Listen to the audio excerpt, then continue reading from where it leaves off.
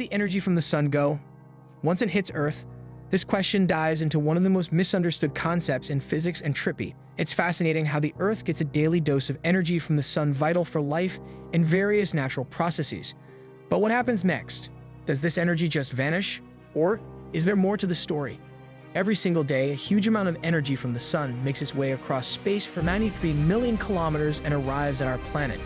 It is the lifeblood for almost everything that happens on Earth. It warms our planet powers, the weather helps plants grow, and so much more. But have you ever wondered what happens to all that energy afterward? Where does it go? First off, it's important to know that not all the sun's energy stays on Earth.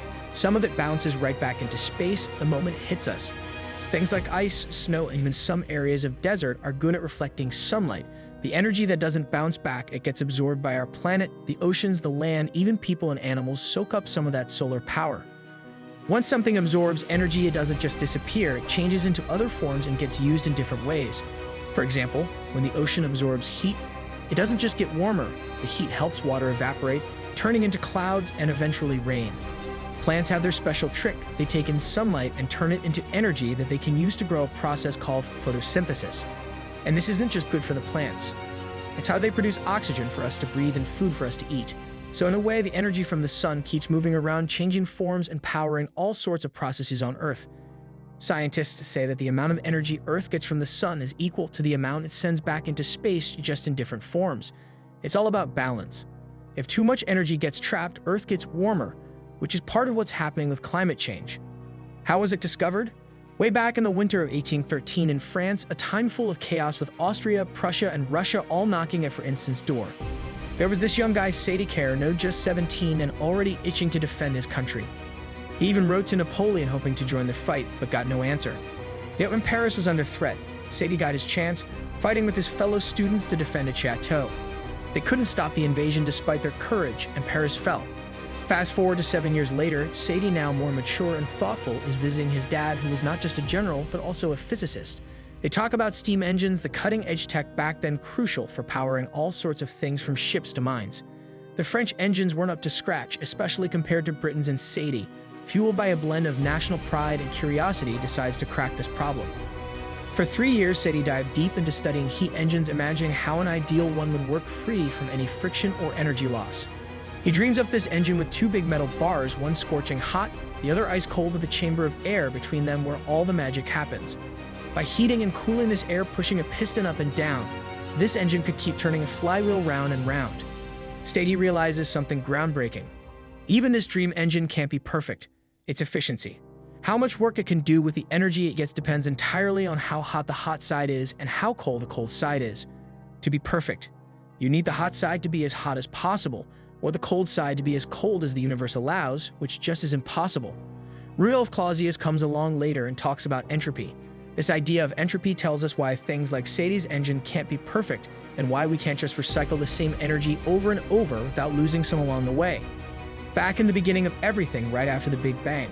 Back then, the universe was simple in order, which means it had very low entropy. But as things like stars and planets started to form, the universe got more complex and entropy increased.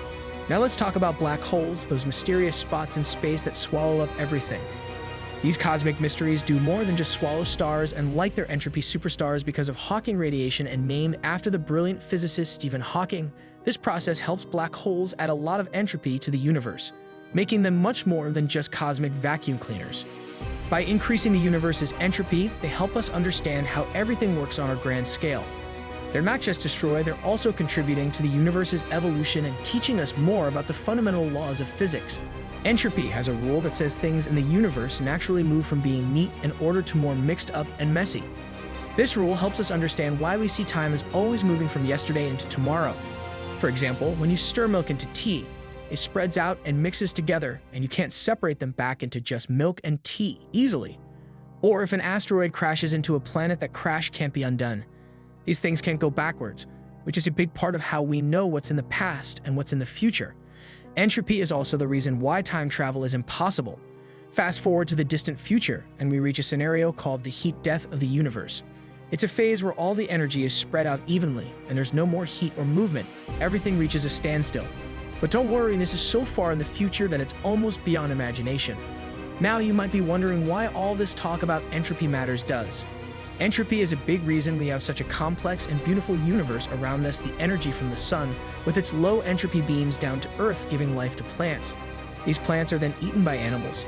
And just like that, life thrives, weaving a web of energy exchange and transformation that increases entropy. While entropy increases overall, it also creates pockets where interesting things happen like life on Earth. We live in an exceptional time and place where energy from the sun can be used to fuel all sorts of processes, from photosynthesis in plants to powering human civilization. As we look to the complexity of the universe, from the tiniest atoms to the vastness of space, we see entropy and action everywhere. It's a force of change and transformation, driving the universe forward and shaping everything we see and experience.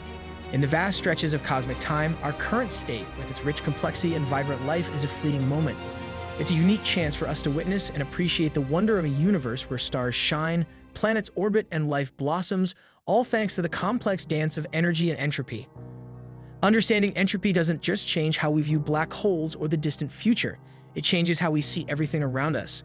It teaches us that while the universe is heading towards a more disordered state, it's this very process that allows for creation, growth, and the emergence of complex structures. So next time you bask in the sunlight or gaze at the stars, remember you're witnessing the unfolding story of the universe, a story of energy flowing, transforming, and giving rise to everything we hold dear.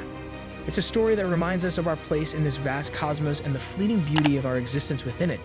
Through entropy, we find a deeper connection to the universe and a profound appreciation for the intricate ballet of energy that animates the world.